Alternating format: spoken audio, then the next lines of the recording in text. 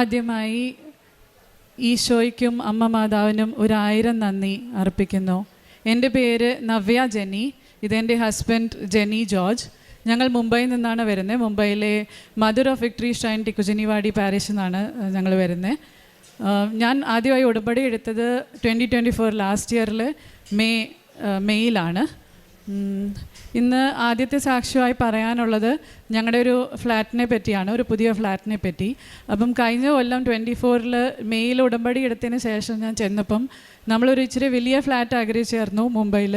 അപ്പം ഞങ്ങളത് അന്വേഷിച്ച് നടന്നു. ജൂണിൽ ഒരു 3 ബെഡ്റൂം 3 BHK ഫ്ലാറ്റ് നമുക്കായി റെഡിയായി കിട്ടി. നമ്മളൊരു ബുക്കിംഗ് എമൗണ്ട് ഒക്കെ കൊടുത്തു. സ്പേസും പാർക്കിംഗ് സ്പേസും എല്ലാം കൺസിഡർ ചെയ്തിട്ട് ഒരു നല്ലൊരു ഫ്ലാറ്റാണെന്ന് തോന്നി, അതുകൊണ്ട് ബുക്ക് ചെയ്തു.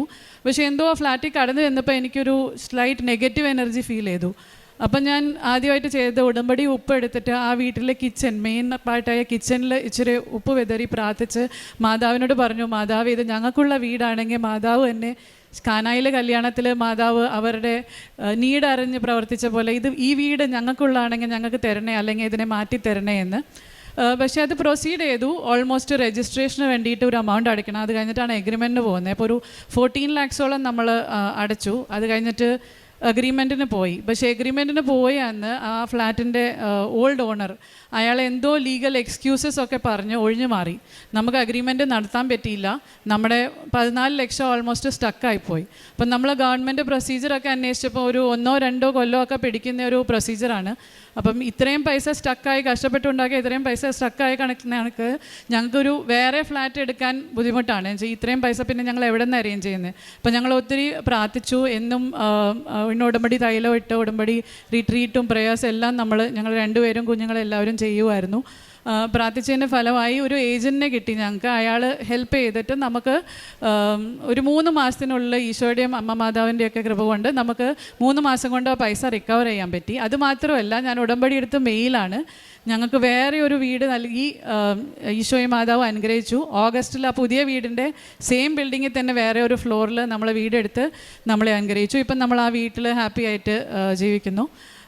അതിൻ്റെ കൂടെ തന്നെ റിലേറ്റഡ് ആയിട്ടുള്ളൊരു രണ്ടാമത്തെ സാക്ഷ്യം ഏതാണെന്ന് വെച്ചാൽ, ഞങ്ങൾ രണ്ടുപേരും കുറേ നാളായി, ഒരു 6-7 വർഷമായി അബ്രോഡിൽ ഒരു ജോലി ട്രൈ ചെയ്യുന്നത്, അറ്റ്ലീസ്റ്റ് ഒരാൾക്കെങ്കിലും ജോലി കിട്ടാനായിട്ട്.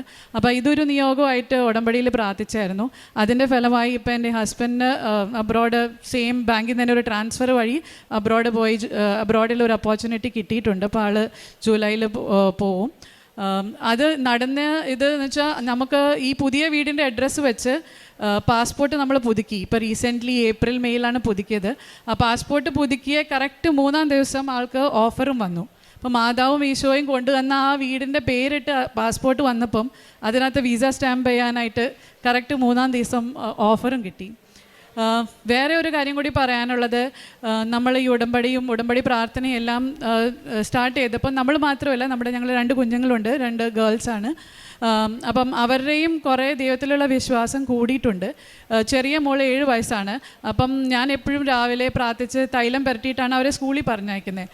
അപ്പം കഴിഞ്ഞ കൊല്ലം ഞാൻ ഓഫീസിൽ പോയപ്പം എൻ്റെ ഈ ലെഫ്റ്റ് കയ്യിൽ ഇങ്ങനെ ഒരു ഉടമ്പടി പത്രം ഉണ്ടായിരുന്നു. റൈറ്റ് കൈ ഞാൻ ഓഫീസിൻ്റെ ഒരു ഡോറ് തുറക്കാൻ നോക്കിയപ്പം എൻ്റെ കൈ വരൽ ചെറിയ സ്മോൾ ഫിംഗർ അത് അതിനകത്ത് സ്റ്റക്കായി പോയിട്ട് മൊത്തത്തിൽ ഇങ്ങനെ ചെറിയൊരു കട്ട് പോലെ വന്നു.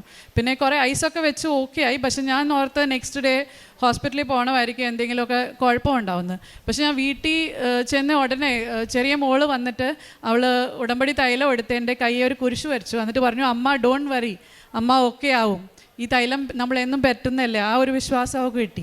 അത് പരട്ടി. പിന്നെ നെക്സ്റ്റ് ഡേ മോർണിംഗ് ഞാൻ എണീറ്റപ്പോൾ എനിക്ക് ഒരു പെയിനും ഇല്ല. പിന്നെ ഒരു 3-4 ദിവസത്തിനകം അത് കരിഞ്ഞു പോയി. പക്ഷേ നമ്മുടെ വിശ്വാസം മാത്രമല്ല, കുഞ്ഞുങ്ങളുടെ വിശ്വാസം ഒത്തിരി കൂടിയിട്ടുണ്ട്. അതുകൊണ്ട് ഞങ്ങൾ എന്നും ഡെയിലി ബ്രെഡും കൂടാറുണ്ട്. അച്ഛൻ്റെ രാവിലെ ഡെയിലി ബ്രെഡ് കൂടി ഉടമ്പടി തൈലമൊക്കെ പരട്ടിയിട്ട് ആ വീട്ടിൽ നിന്ന് ഒന്നില്ലെങ്കിൽ സ്കൂളിലേക്കോ ഓഫീസിലേക്കൊക്കെ എന്നും പോകുന്നത്.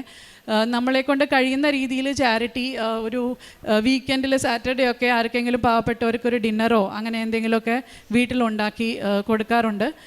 പിന്നെ ഈശോയോട് ഞങ്ങൾ പറഞ്ഞു, ഈശോയെ ഞങ്ങൾക്ക് ഇത്രയും നല്ലൊരു വീട് ഈശോ കൊണ്ട് തന്ന് ഇതിന് ഒരു താങ്ക്സ് ഗിവിങ് പോലെ ഞങ്ങൾ ഒരു ചെറിയ വീട് പണിയാനായിട്ട് ഒരു പാവപ്പെട്ട ഫാമിലിക്ക്, മഹാരാഷ്ട്രയിലെ ഒരു ചെറിയ പാവപ്പെട്ട ഫാമിലിക്ക് ഒരു ചെറിയ വീട് പണിയാനായിട്ട് അവരെ സ്പോൺസർ ചെയ്തായിരുന്നു.